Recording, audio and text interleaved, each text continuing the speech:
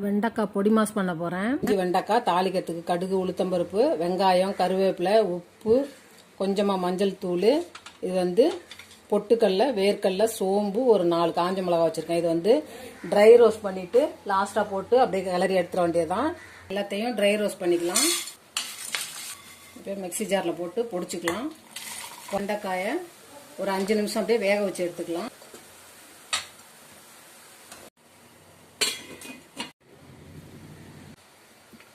எண்ணெய் விட்டுக்கலாம்.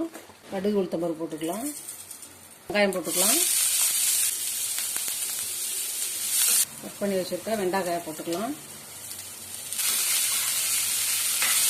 தேவையான அளவு உப்பு போட்டுக்கலாம். இருக்க பொடியும் போட்டுக்கலாம். அப்படியே குழகுழப்பு இல்லாமல் நல்லா ட்ரையாகவும் இருக்கும். அதே டைமில் நல்லா வாசமாக டேஸ்ட்டாகவும் இருக்கும். நல்லா வித்தியாசமாக